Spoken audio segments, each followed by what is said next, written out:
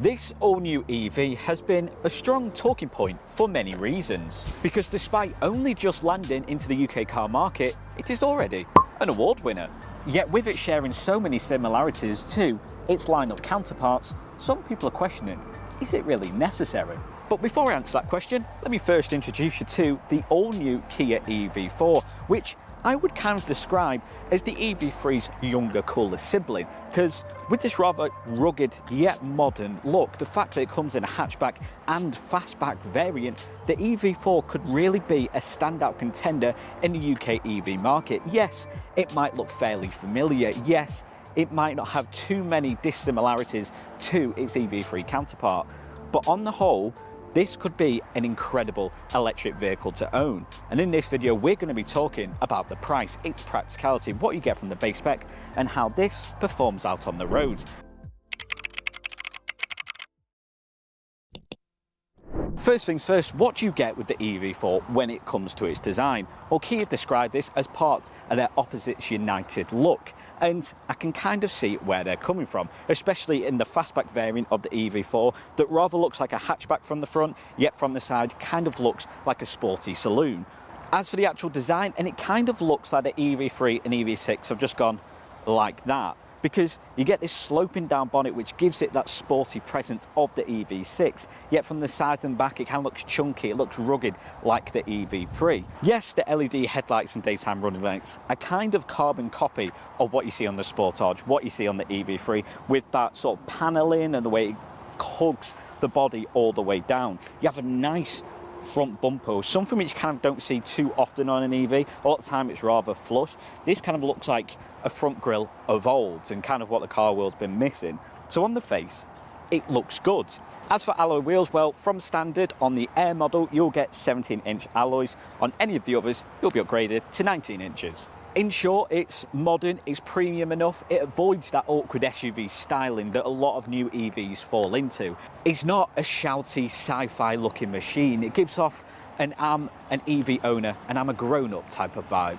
As for specs and cost of the EV4, and there's a fair amount of customization, choosing what battery size, whether you want an onboard heat pump or whether you want to go for the hatchback or fastback variant.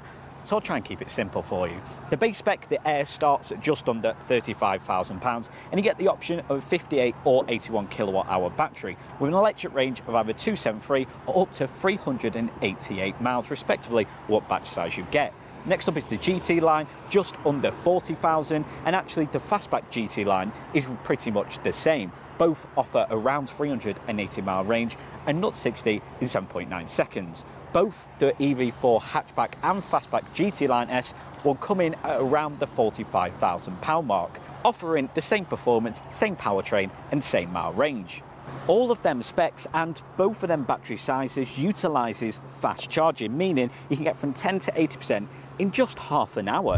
And not only that, when it comes to the interior of the base spec, you will get a 12.3-inch infotainment screen, wireless Apple CarPlay and Android Auto, built-in sat-nav, as well as a 12.3-inch digital dash. You'll get things like reversing cameras, adaptive cruise control, lane keep assist, all from that base spec. So yes, you might think £35,000 is a bit steep for a base spec model in today's car world, but in retrospect, it kind of feels right. It feels like a fair price point and rather competitive for everything that you get. Because you even get almost luxury features like heated seats and heated steering wheel from that base spec. So it probably makes you wonder, well, if the base spec has all that, why am I then paying an extra £10,000 for the top spec, the GT Line S?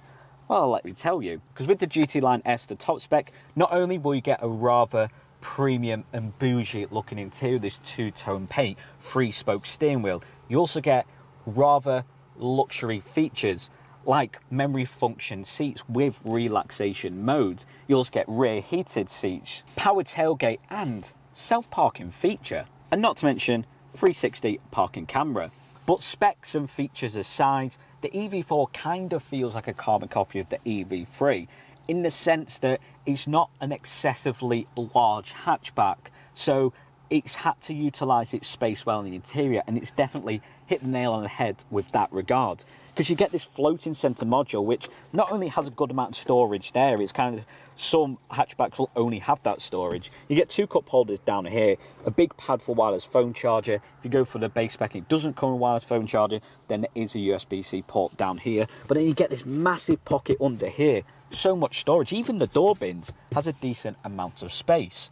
You will also get keyless entry and start, opt for the GT line, and you also get the option of digital key, meaning you can use this to open your car.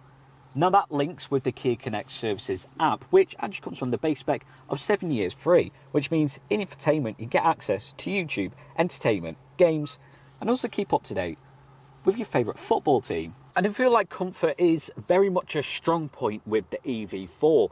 Yes, it looks bougie, it looks a bit sporty, it has a performance that slightly matches it, but comfort, I think, is a real key feature, because even in the back, you'll get rear heated seats, USB-C chargers which are neatly tucked away on the seat backs, good amount of storage, air vents in the back, rear privacy glass from standard, and it's just rather spacious without being an SUV. Because it's an EV, you of course benefit from a completely flat floor, so even middle passengers will fit comfortably, and it's rather large in its width. It doesn't look at the exterior, it's kind of like a TARDIS, this car.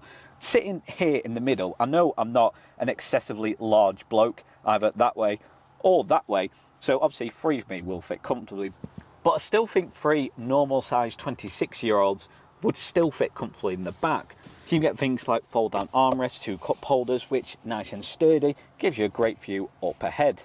Isn't an abundance of storage in the rear, got to be said. There's a little pocket down here, your door bins could maybe fit a water bottle in, there's a little pocket down here, and obviously little pockets on the backs of the seats. So apart from storage, the back is rather spacious. But to be honest, if you were a rear passenger, then you don't really need too much storage in the back, because its boot capacity is rather impressive for a car of this size, because the EV4 houses up to 490 litres of boot capacity, more than enough for your work commutes, for a family weekend getaway, or even a shop to B&Q. As for the driving experience and performance of the EV4, and it's not an objectively quick or overly powerful driving experience across all them trim levels, and you'll get a 0-60 time between 7.5 and 7.9 seconds. But obviously with it being EV, you get that instant torque, so pulling out of junctions, it's certainly no bother at all. It's rather responsive in that nature. It just seems to click when you put your foot on the accelerator, so that's good. And if you put it into sport mode, then that gets even better.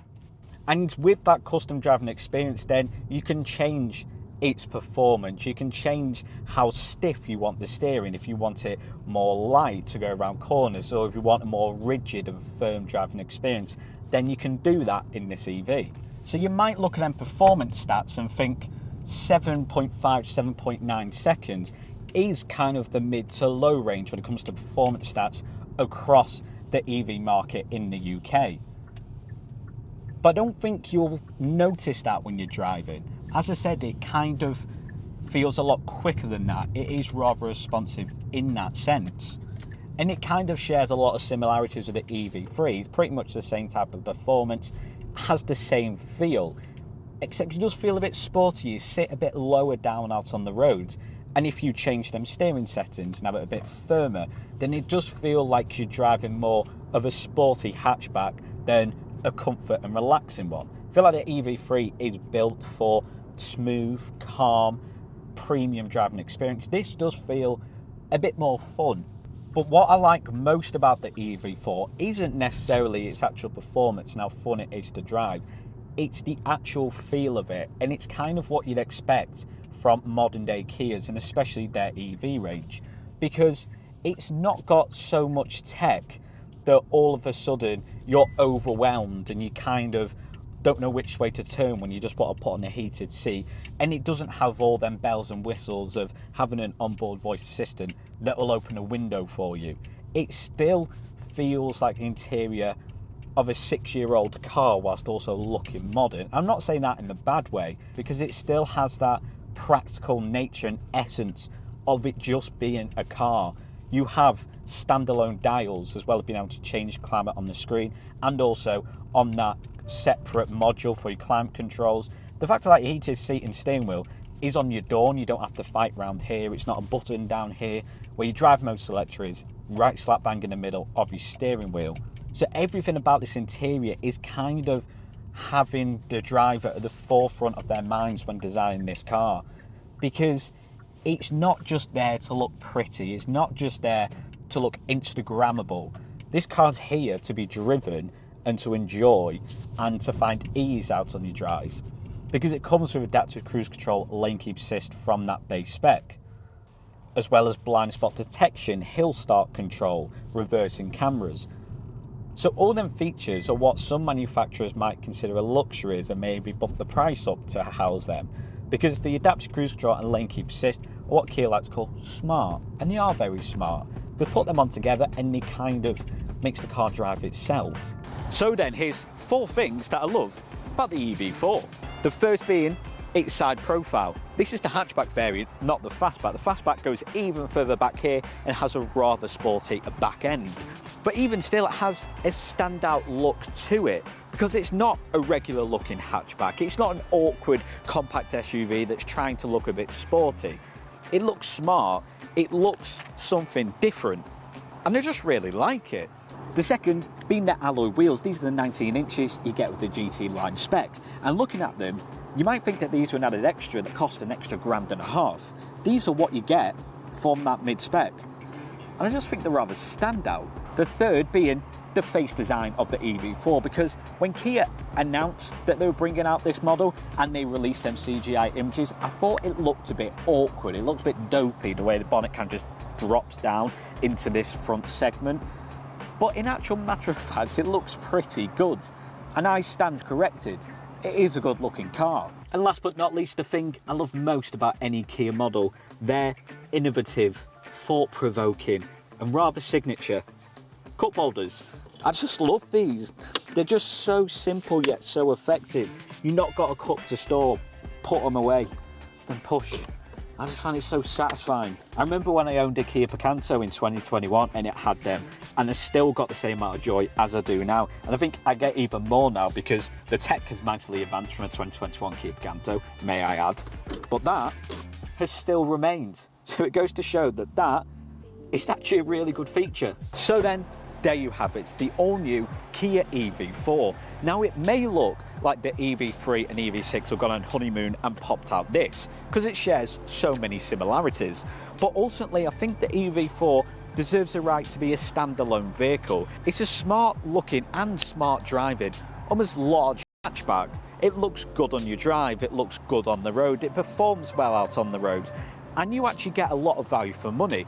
The fact you get heated seats, heated steering wheel, rear privacy glass, reversing cameras, adaptive cruise control, lane keep assist, all for £35,000 with a rather usable mile range and performance.